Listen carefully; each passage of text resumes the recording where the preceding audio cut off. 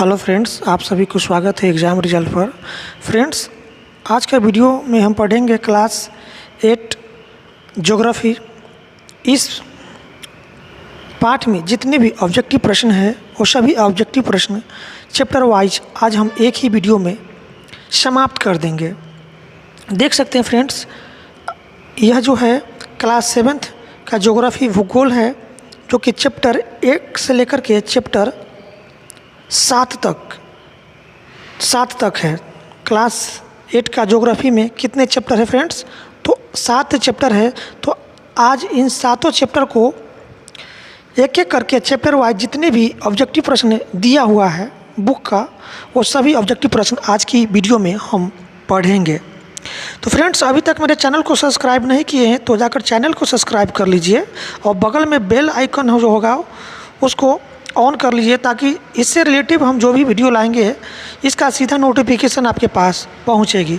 तो फ्रेंड्स, आइए आज हम पढ़ेंगे क्लास 8 का ज्योग्राफी चैप्टर वाइज।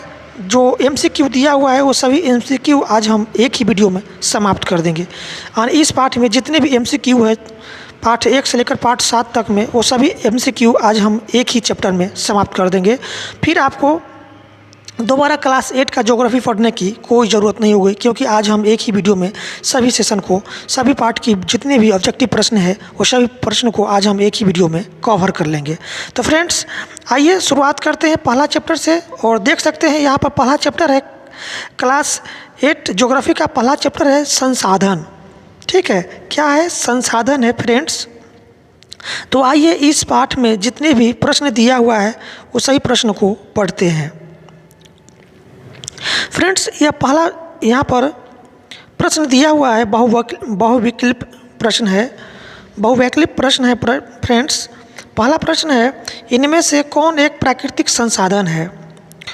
तो प्राकृतिक संसाधन यहाँ पर पूछा जा रहा है कि इनमें से कौन प्राकृतिक संसाधन है।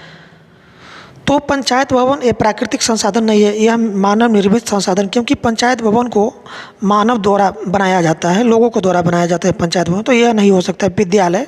विद्यालय भी मानव निर्मित संसाधन है। भूमि, तो भूमि जो है फ्रेंड्स, यह मानव निर्मित संसाधन नहीं है, यह क्या है?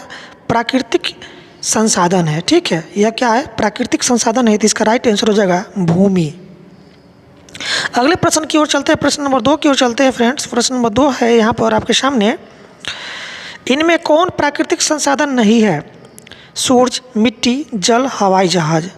तो हवाई जहाज जो है यह प्राकृतिक संसाधन नहीं है, क्योंकि हवाई जहाज को आदमी ने बनाया है। ठीक है, यह मानव द्वारा निर्मित संसाधन है, इसलिए हवाई जहाज प्राकृतिक संसाधन नहीं होगी, इसलिए इसका राइट ऑप्शन हो जाएगा हवाई जहाज।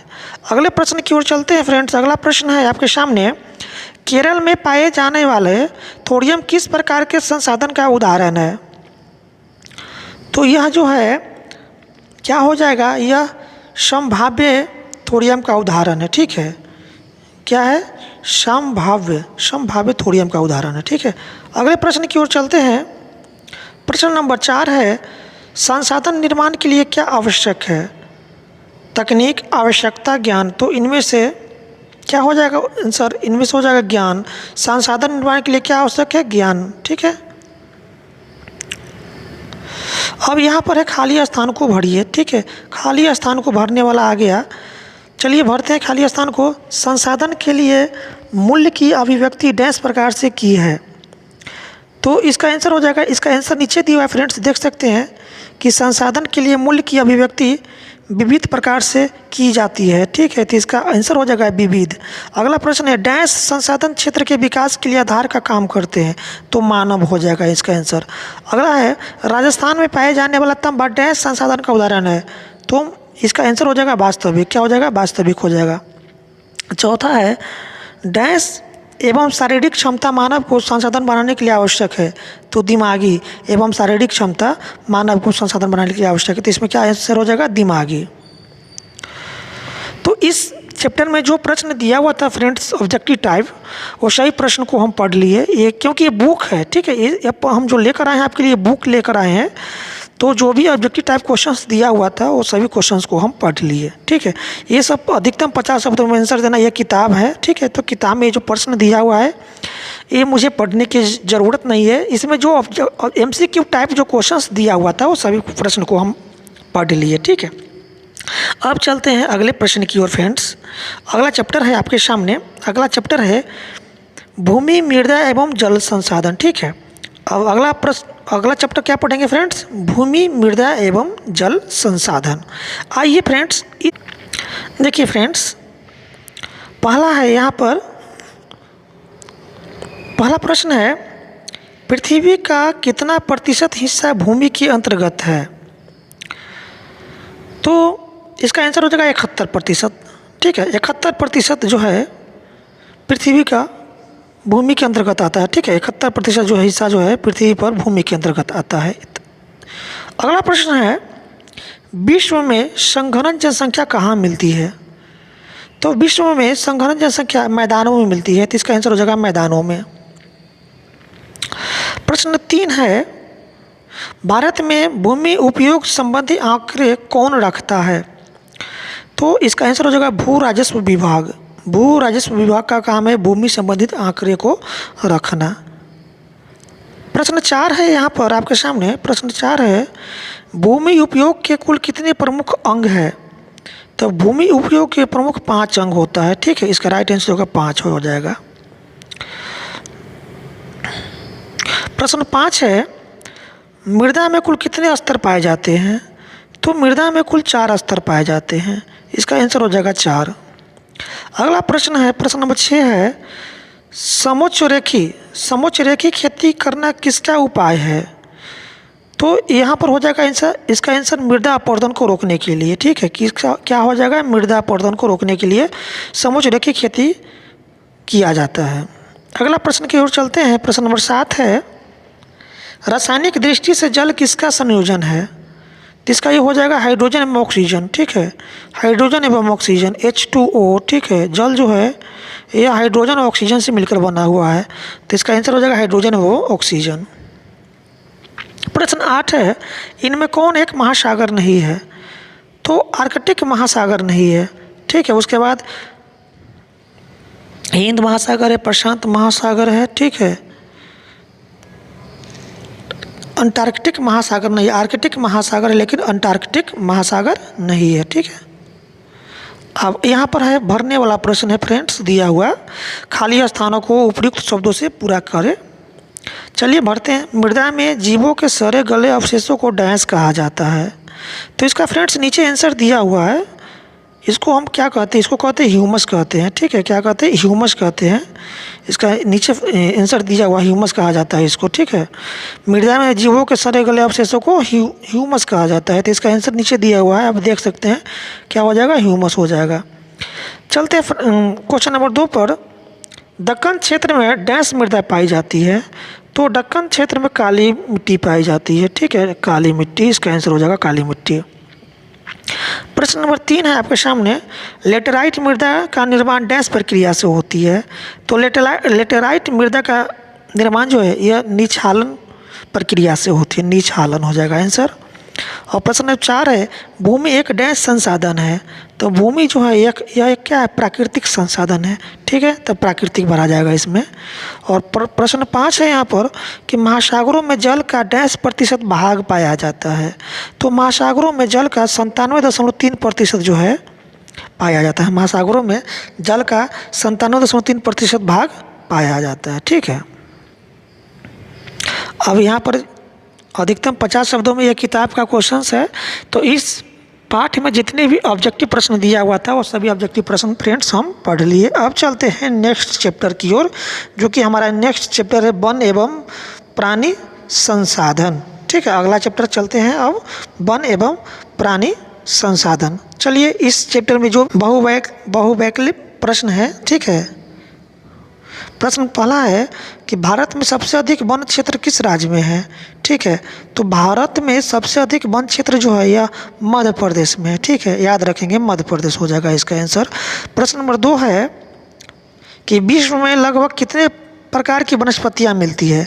तो विश्व में लगभग जो है 10 लाख प्रकार का हो जाएगा, ठीक है। तो इसका आंसर हो जाएगा 10 लाख।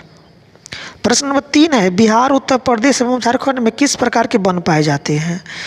तो बिहार, उत्तर प्रदेश एवं झारखंड में जो है उष्णकटिबंधीय पतझड़ पाया जाता है। ठीक है, उष्णकटिबंधीय पतझड़ हो जाएगा इसका आंसर। प्रश्न नंबर 4 की ओर चलते हैं। प्रश्न नंबर 4 कहता है इनमें कौन उभयचर जीव है? तो कछुआ जो है ना उभयचर है, क्योंकि ये कछुआ स्थल में भी रहता है, पानी में भी रहता है, इसलिए ये क्या है, उभयचर होगा। ठीक है, अब चलते हैं अगला प्रश्न की ओर। प्रश्न नंबर 5 है कि इनमें कौन भारत का एक राष्ट्रीय पशु है? तो बाघ क्या है, भारत का एक राष्ट्रीय पशु है, तो इसलिए इसका आंसर हो जाएगा बाघ। अगला प्रश्न की ओर चलते हैं कि रेड डाटा बुक किस वर्ष तैयार किया गया था? तो रेड डाटा बुक जो है 1970 में तैयार किया गया था। और रेड डाटा बुक क्या है कि विलुप्त हुए पक्षी को डाटा को रखा जाता है उसमें। ठीक है, रेड डाटा बुक में जो पक्षी जो पहले जो था अब वह क्या है, विलुप्त होने की कगार में है, तो उसके एक डाटा तैयार किया जाता है, उसी को कहता है रेड डाटा बुक कहा जाता है। ठीक है, तो रेड डाटा बुक जो है विलुप्त हुए पक्षियों को एक डाटा तैयार किया जाता है, जिसको कहते हैं रेड डाटा बुक कहा जाता है। तो रेड डाटा बुक जो है 1970 में तैयार किया गया था। अगला प्रश्न चलते प्रश्न नंबर 7 की ओर कि देश में राष्ट्रीय उद्यानों की कुल संख्या कितनी है? तो देश में राष्ट्रीय उद्यानों की कुल संख्या जो है फ्रेंड्स यह 85 है। और कुल उद्यानों की संख्या कितना, 106 है, याद रखेंगे आप। ठीक है, और देश में राष्ट्रीय उद्यानों की कुल संख्या कितना है, 85 है।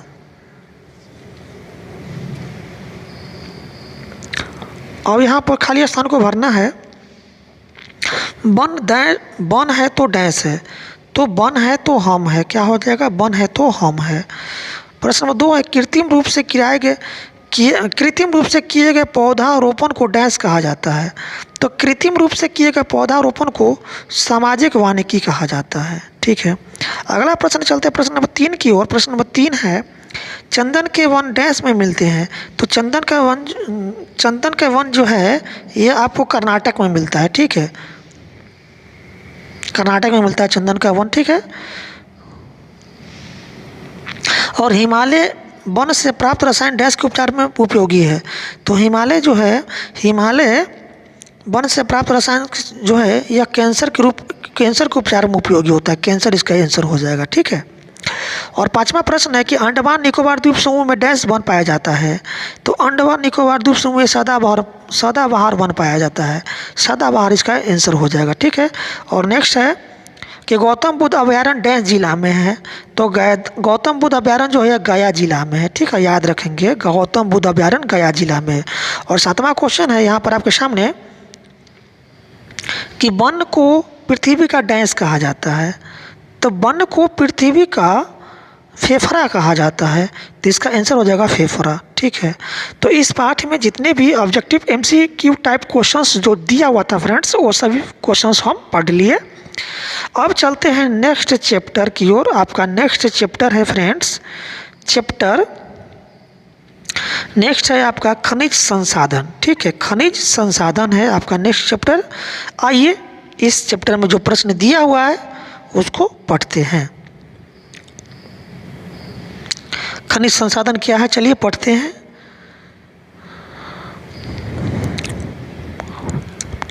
बहुवैकल्पिक प्रश्न है फ्रेंड्स, खनिज संसाधन। चलिए पढ़ते हैं इस पाठ में जो प्रश्न दिया हुआ है।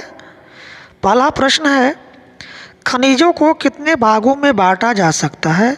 तो खनिज को 2 भागों में बांट सकते हैं, इसका आंसर हो जाएगा 2। अगला प्रश्न है कि हेमेटाइट किस खनिज का मुख्य अयस्क है? तो हेमेटाइट जो है यह लोहा का अयस्क होता है। ठीक है, अगला प्रश्न की ओर चलते हैं। अगला प्रश्न है रोडोनाइट किस खनिज का अयस्क है? तो रोडोनाइट जो है यह मैग्नीज का अयस्क होता है। रोडोनाइट किसका अयस्क होता है? मैग्नीज का। प्रश्न 4 है एल्युमिनियम किस खनिज से प्राप्त होता है? तो एल्युमिनियम जो है ना बॉक्साइट से प्राप्त होता है, बॉक्साइट। प्रश्न 5 की ओर चलते हैं। प्रश्न 5 है कि बायोटाइट किस खनिज का प्रकार है? तो बायोटाइट जो है यह अवरक का प्रकार होता है, अवरक खनिज का प्रकार होता है। अब सही मिलान करना है। ठीक है, सही मिलान करना है, सही मिलान करना है। लोहा, तो लोहा क्या होता है? लोहा जो है ये हेमेटाइट का अयस्क है, तो इसका 1 का घ हो जाएगा। ठीक है, लोहा क्या है? हेमेटाइट का अयस्क है, तो 1 का घ हो जाएगा, यहाँ पर देख सकते हैं। दूसरा है मैग्नीज, तो मैग्नीज जो है यह रोडोनाइट का यस्क होता है, रोडोनाइट का, तो एक का दो का ग हो जाएगा। तीसरा अवरक, तो अवरक जो है यह बायोटाइट का अयस्क होता है अवरक, तो 3 का क हो जाएगा, 3 का क हो जाएगा। और चौथा है तांबा, तो तांबा जो है यह कोबाल्ट का अयस्क होता है। तांबा क्या है? कोबाल्ट होता है, ठीक है। तो इसका 4 का ख हो जाएगा, कोबाल्ट। तांबा का अयस्क क्या होता है? कोबाल्ट होता है, ठीक है। तो इस पाठ में जो ऑब्जेक्टिव टाइप क्वेश्चंस दिया हुआ था फ्रेंड्स, वो सभी ऑब्जेक्टिव टाइप क्वेश्चंस पढ़ लिए हैं। अब चलते हैं नेक्स्ट चैप्टर की ओर। नेक्स्ट चैप्टर मेरा यहाँ पर क्या है? नेक्स्ट है ऊर्जा संसाधन, ठीक है, ऊर्जा संसाधन फ्रेंड्स है। चलिए इस चैप्टर में जो प्रश्न दिया हुआ है एमसीक्यू टाइप, उस सभी प्रश्न को पढ़ते हैं। आइए, पहला है क्वेश्चन यहाँ पर है कि गोंडवाना कालीन चट्टानों में किस खनिज के भंडार मिलते हैं? तो गोंडवाना कालीन चट्टानों में कहाँ क्या मिलता है? कोयला मिलता है। क्या मिलता है? कोयला मिलता है, ठीक है, आप याद रखेंगे। गोंडवाना कालीन चट्टानों में क्या मिलता है? कोयला मिलता है। प्रश्न नंबर 2 है कि कोयले का सर्वोत्तम किस्म कौन सा है? तो कोयले का सर्वोत्तम किस्म जो है यह एंथ्रासाइट होता है। सबसे अच्छा प्रकार का कोयला कौन सा होता है? एंथ्रासाइट, याद रखेंगे। और यहाँ पर प्रश्न 3 है, प्रश्न 3 है कि सिंगरौली कोयला क्षेत्र किस राज्य में है? तो सिंगरौली जो है यह मध्य प्रदेश में, याद रखेंगे, मध्य प्रदेश में पड़ता है सिंगरौली, ठीक है। चौथा प्रश्न है कि हुगरी जन में किसका उत्पादन होता है? तो हुगरी जन में पेट्रोलियम का उत्पादन होता है। किसका उत्पादन होता है? पेट्रोलियम का। पांचवा प्रश्न आपके सामने है। पांचवा प्रश्न है कि पवन ऊर्जा उत्पादन से संबंधित क्षेत्र है। तो पवन ऊर्जा उत्पादन से संबंधित क्षेत्र जो है यह है लांबा क्षेत्र। क्या हो जाएगा? लांबा। अब प्रश्न नंबर 6 की ओर चलते। प्रश्न नंबर 6 है कि पुंगा घाटी प्रसिद्ध है। तो पुंगा घाटी जो है यह नाप के लिए प्रसिद्ध है, ठीक है, याद रखेंगे, नाप के लिए। अब यहाँ पर खाली स्थानों को भरिए। खाली स्थान को भरने वाला है फ्रेंड्स। चलिए, कलपक्कम डैश ऊर्जा का उत्पादन है। तो कलपक्कम जो है तमिलनाडु में पड़ता है और यह जो है परमाणु ऊर्जा का उत्पादन होता है कलपक्कम में, ठीक है, याद रखेंगे। कलपक्कम जो है यह परमाणु ऊर्जा का उत्पादन होता है। कलपक्कम कहाँ पड़ता है? तमिलनाडु में। प्रश्न नंबर 2 है आपके सामने। प्रश्न नंबर 2 है 1951 में देश में कोयला का उत्पादन 1.5 करोड़ टन हुआ था। तो 1951 में देश में कोयला का उत्पादन जो है फ्रेंड्स यह 3.5 हुआ था। कितना हुआ था? 3.5 हुआ था। अगले प्रश्न की ओर चलते। प्रश्न नंबर 3 है फ्रेंड्स आपके सामने कि अंकलेश्वर में डैश का उत्पादन किया जाता है। तो अंकलेश्वर जो है इसमें तेल का उत्पादन किया जाता है, ठीक है। अंकलेश्वर कहाँ पड़ता है? गुजरात में पड़ता है, ठीक है। तो वहाँ पर तेल का उत्पादन किया जाता है। चौथा प्रश्न है फ्रेंड्स आपके सामने कि मथुरा तेल शोधन केंद्र डैश राज्य में स्थित है। तो मथुरा तेल शोधन केंद्र जो है यह उत्तर प्रदेश में पड़ता है फ्रेंड्स, उत्तर प्रदेश में, ठीक है। और पांचवा है कि हीराकुंड जल विद्युत परियोजना डैश महानदी पर विकसित है। तो हीराकुंड जल विद्युत परियोजना जो है यह महानदी पर है, ठीक है। कहाँ पर है? महानदी पर। अब यहाँ पर सही मिलान करना है। सही का मिलान करना है, ठीक है। मोह पानी है यहाँ पर। तो मोह पानी जो है यह कोयला का उत्पादन क्षेत्र होता है, कोयला हो जाएगा, ठीक है, कोयला हो जाएगा। रुद्र सागर यह पेट्रोलियम का उत्पादन केंद्र है, पेट्रोलियम होता है यहाँ पर। फरक्का क्या? ताप विद्युत परियोजना होता है फरक्का। तारापुर क्या? परमाणु ऊर्जा केंद्र, ठीक है, तारापुर, ठीक है, याद रखेंगे। तातापानी यहाँ क्या है? सौर ऊर्जा है, ठीक है, क्या है? सौर ऊर्जा, तातापानी। तो मिलान करने वाला जो भी क्वेश्चंस दिया होता है वो सभी का मिलान हम लोग कर लिए यहाँ पर नीचे, ठीक है। तो इस तरह से इस पार्ट में जो ऑब्जेक्टिव टाइप क्वेश्चंस दिया हुआ था फ्रेंड्स वो सभी प्रश्न को हम पढ़ लिए। अब चलते हैं नेक्स्ट चैप्टर की ओर। चैप्टर मेरा यहाँ पर नेक्स्ट चैप्टर होगा, चैप्टर 2 होगा। ये जो चैप्टर 1 में जो दिया हुआ था, जितने भी संसाधन में जितने भी क्वेश्चन दिया था, संसाधन से जो क्वेश्चन पूछा गया था संसाधन में, जैसे मृदा संसाधन हुआ, वन जीव प्राणी संसाधन हुआ, खनिज संसाधन हुआ, ऊर्जा संसाधन हुआ, तो इसमें जितने भी संसाधन से जो प्रश्न दिया हुआ था वो सभी प्रश्न को हम पढ़ लिए। अब यहाँ पर नेक्स्ट चैप्टर, यहाँ चैप्टर हम लोग का 2 होता है, ठीक है। यहाँ पर चैप्टर 1 का ही सारा भाग था, ये मृदा था, वन जीव संसाधन था, खनिज संसाधन था, ऊर्जा संसाधन था। तो ये सब जो था ये संसाधन के अंतर्गत हम लोग पढ़े। अब चलते हैं नेक्स्ट चैप्टर। चैप्टर 2 हमारा है भारतीय कृषि, ठीक है, क्या है? भारतीय कृषि है। आइए इस चैप्टर में जो प्रश्न दिया हुआ है वो सही प्रश्न को हम पढ़ते हैं। क्या है प्रश्न दिया हुआ? चलिए, प्रश्न यहाँ पर पहला है आपके सामने फ्रेंड्स। प्रश्न है कि कृषि में शामिल है, तो कृषि में जो है भूमि को जोतना, पशुओं को पालना, मछली पालन करना, उपयुक्त सभी। तो इसका आंसर हो जाएगा कृषि में जो है भूमि को जोतना। भूमि को जोतना जो है कृषि के अंतर्गत आता है, ठीक है। तो इसका आंसर हो जाएगा भूमि का जोतना। प्रश्न 2 की ओर चलते हैं फ्रेंड्स। प्रश्न नंबर 2 है भूमि पर जनसंख्या के अत्यधिक दबाव वाले क्षेत्र में कौन सी खेती की जाती है? तो भूमि पर जनसंख्या के अत्यधिक दबाव वाले क्षेत्रों में गहन कृषि किया जाता है। गहन कृषि इसका आंसर हो जाएगा फ्रेंड्स।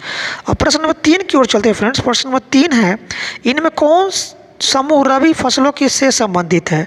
इनमें कौन समूह रबी फसलों से संबंधित है? तो गेहूं और मटर। गेहूं और मटर जो है यह आपका रबी फसल है। चना और धान यह जो आपका खरीफ फसल है, याद रखेंगे, ठीक है। अगला प्रश्न की ओर चलते हैं। प्रश्न नंबर 4 की ओर चलते हैं। जूट की फसल मुख्यतः होती है, तो जूट जो है यहाँ यह जो है गया जहानाबाद में होता है। सॉरी, जूट जो है यह कहाँ होता है? किशनगंज में होता है, क्योंकि किशनगंज में बारिश ज़्यादा होता है। तो जूट जो है ना सबसे अधिक कहाँ होता है? यह किशनगंज में होता है। तो जूट की फसल मुख्यतः कहाँ होती है? किशनगंज में। तो इसका आंसर फ्रेंड्स हो जाएगा किशनगंज, आप याद रखेंगे। बिस्कोमान उपलब्ध कराती है, तो बिस्कोमान क्या उपलब्ध कराती है फ्रेंड्स? बिस्कोमान जो है किसानों को खाद बीज उपलब्ध कराता है। तो इसका आंसर हो जाएगा किसानों को खाद बीज। अब यहाँ पर फ्रेंड्स है खाली स्थानों को भरना है, खाली स्थानों को भरने वाला है। चलिए पढ़ते हैं। पहला प्रश्न यहाँ पर दिया हुआ है आपके सामने। स्थानांतरित कृषि को डैश भी कहते हैं, तो स्थानांतरित कृषि को हम दहन कृषि भी कहते हैं, ठीक है। उत्तरी बिहार में डैश और डैश की खेती वाणिज्यिक कृषि है। तो उत्तरी बिहार में जो है मखाना, केला और तंबाकू होता है, ठीक है। मखाना, केला और तंबाकू होता है उत्तरी बिहार में। तीसरा फ्रेंड्स क्वेश्चन है आपके सामने कि जायद फसल का उदाहरण डैश है। तो तरबूज, ककड़ी, खीरा, सब्जी ये सब क्या है? जायद फसल है फ्रेंड्स, याद रखेंगे। तरबूज, ककड़ी, खीरा ये सब क्या है? जायद फसल है। चौथा है फ्रेंड्स आपके सामने किसान क्रेडिट कार्ड से किसानों को डैश सुविधा उपलब्ध होती है। तो किसान क्रेडिट कार्ड से किसानों को वित्तीय सुविधा उपलब्ध होती है, वित्तीय, ठीक है, याद रखेंगे वित्तीय। और 5वां प्रश्न है फ्रेंड्स आपके सामने कि जैविक खादों से भूमि की उर्वरता शक्ति डैश होती है। तो जैविक खाद, तो जितना आप जैविक खाद का उपयोग करेंगे उतना भूमि की उर्वरता शक्ति बढ़ेगी, ठीक है। तो जैविक खादों से भूमि की उर्वरता शक्ति बढ़ती है। तो फ्रेंड्स पार्ट चैप्टर 2 में जो ऑब्जेक्टिव टाइप क्वेश्चन दिया हुआ था वो सभी ऑब्जेक्टिव टाइप क्वेश्चन हम पढ़ लिए। अब चलते हैं फ्रेंड्स नेक्स्ट चैप्टर, हमारा चैप्टर 3 है। चैप्टर 3 की ओर चलते हैं। चैप्टर 3 है आपके सामने वस्त्र उद्योग। वस्त्र उद्योग जो है, ठीक है, इसमें भी BC यहाँ पर 2 टाइप का है पार्ट है इसमें वस्त्र उद्योग में। चलिए पढ़ते हैं। अगला चैप्टर मेरा 3 है, चैप्टर 3 है वस्त्र उद्योग।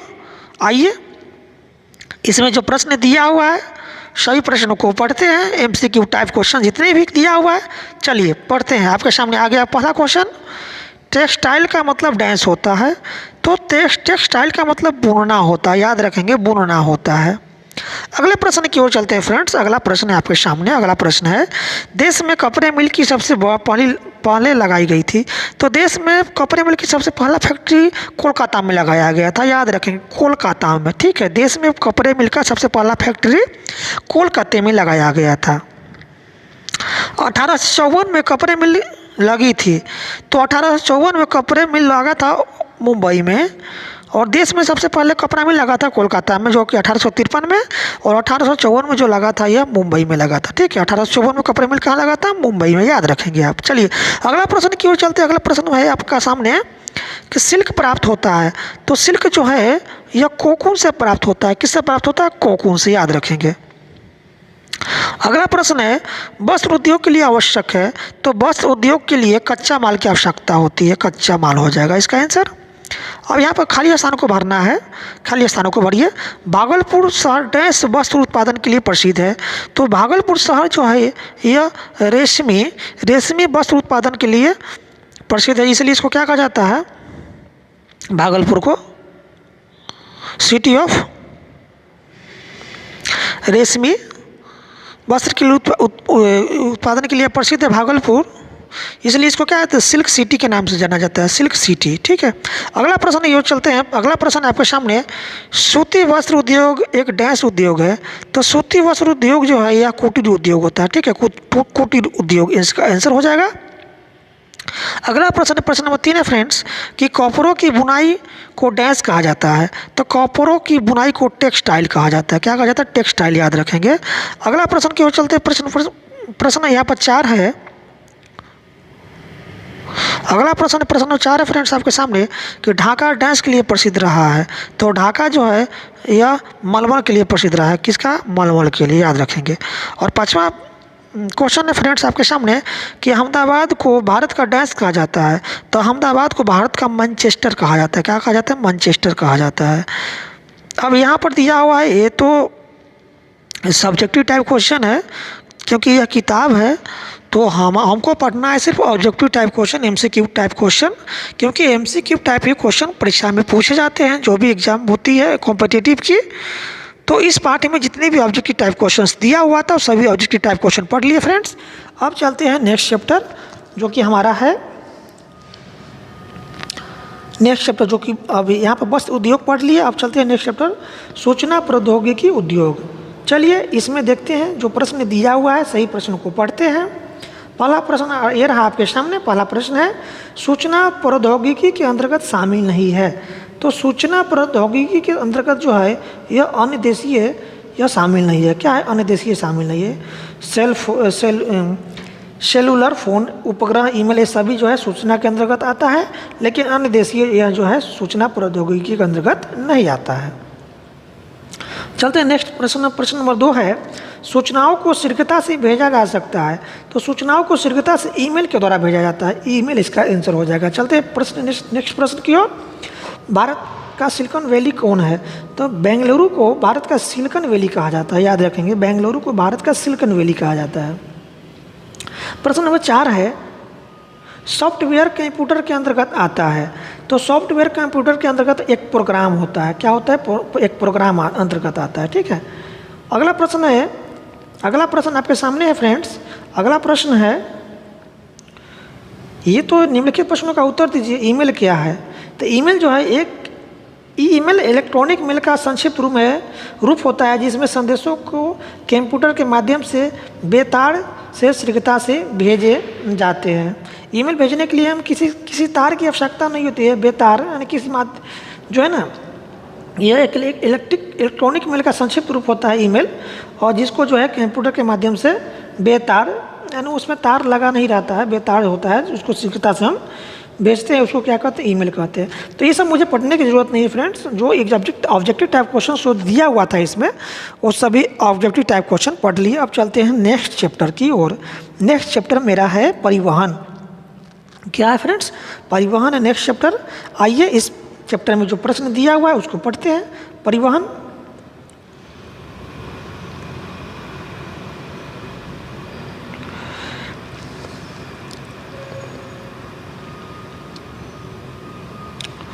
देखिए पहला प्रश्न है फ्रेंड्स आपके सामने। पहला प्रश्न है कि भारत में कौन परिवहन साधन सबसे अधिक उपयोग में आता है। तो भारत में जो है सड़क परिवहन जो है ना सबसे अधिक उपयोग में आता है, सड़क परिवहन। नेक्स्ट प्रश्न है, प्रश्न नंबर 2 है स्वर्णिम चतुर्भुज योजना किसके अंतर्गत आता है। तो स्वर्णिम चतुर्भुज योजना जो है यह सड़क परिवहन के अंतर्गत आता है, सड़क परिवहन हो जाएगा। नेक्स्ट प्रश्न है, प्रश्न यहाँ पर 3 है कि राष्ट्रीय राजमार्ग की देखरेख कौन सा विभाग करता है। तो राष्ट्रीय राजमार्ग की देखरेख जो है यह केंद्रीय लोक निर्माण विभाग करता है। तो इसका आंसर हो जाएगा केंद्रीय लोक निर्माण विभाग। अगला प्रश्न है, प्रश्न नंबर 4 है सीमा सड़क संगठन क्या है। तो सीमा सड़क संगठन जो है सीमा पर लोगों को देखरेख करने वाली संस्था होता है। इसका आंसर हो जाएगा ये। अगला प्रश्न है, प्रश्न नंबर 5 है इंडियन एयरलाइंस को अब किस नाम से जाना जाता है। तो इंडियन एयरलाइंस को अब जो है ना भारतीय एयरलाइंस के नाम से जाना जाता है, भारतीय एयरलाइंस, याद रखेंगे। अगला प्रश्न है, प्रश्न नंबर यहाँ पर आ गया, खाली स्थानों को भरना है। भारत में वायु परिवहन का राष्ट्रीयकरण डैश में किया गया था। तो भारत में वायु परिवहन का राष्ट्रीयकरण जो है यह 1953 में किया गया था, याद रखेंगे 1953 आंसर हो जाएगा। और अगला क्वेश्चन है कि मार्मगांव पतन डैश राज्य में है। तो मार्मगांव पतन जो है यह गोवा राज्य में है, ठीक है। कहाँ है? गोवा में है। मार्मगांव पतन कहाँ है? गोवा में है। पूर्व मध्य रेलवे का मुख्यालय डैश है। तो पूर्व मध्य रेलवे का मुख्यालय हाजीपुर में है, याद रखेंगे हाजीपुर। सबसे लंबा राष्ट्रीय राजमार्ग संख्या डैश है। तो सबसे लंबा राष्ट्रीय राजमार्ग संख्या 7 है, जिसकी लंबाई है 2369 किलोमीटर, ठीक है। तो इसका आंसर हो जाएगा 7 और 2369 किलोमीटर। सबसे लंबा राष्ट्रीय राजमार्ग संख्या 7 है, जिसकी लंबाई है 2369 किलोमीटर, ठीक है। अगला प्रश्न है यहाँ पर, चेन्नई एक डैश पतन है। तो चेन्नई जो है एक प्राचीन कृत्रिम पतन है। प्राचीन बहुत ही पुराना कृत्रिम पतन है ये चेन्नई, ठीक है। और छठा है कि सदियों से घुबरी जल परिवहन मार्ग डैश नदी में है। तो घुबरी जल परिवहन मार्ग जो है यह ब्रह्मपुत्र नदी में है। कहाँ पर है? ब्रह्मपुत्र नदी में। तो फ्रेंड्स, तो इसमें जो क्वेश्चंस दिया था ऑब्जेक्टिव टाइप, वो सभी ऑब्जेक्टिव टाइप क्वेश्चन को पढ़ लिए फ्रेंड्स। अब चलते हैं नेक्स्ट चैप्टर की ओर। मेरा नेक्स्ट चैप्टर है यहाँ पर चैप्टर 4 पढ़ लिए। अब चैप्टर 5 की ओर चलते हैं। चैप्टर 5 है आपके सामने फ्रेंड्स, देख सकते हैं चैप्टर 5 क्या है। चलिए पढ़ते हैं चैप्टर 5 को।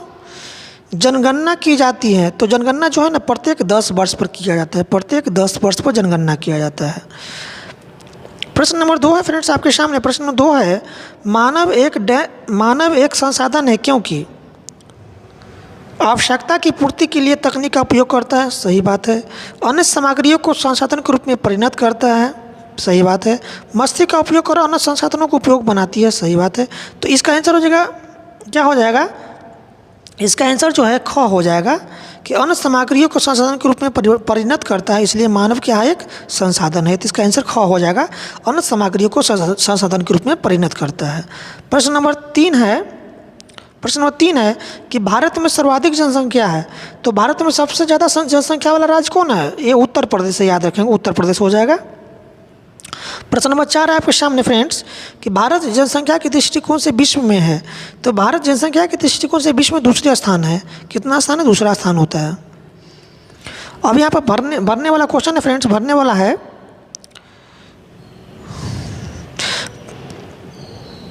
चौथा प्रश्न यहाँ पर है कि पहाड़ी भाग में जनसंख्या कम होती है क्योंकि जन सुविधाओं का अभाव होता है। क्या होता है? जन सुविधाओं का अभाव होने के कारण पहाड़ी भाग में जनसंख्या कम होती है।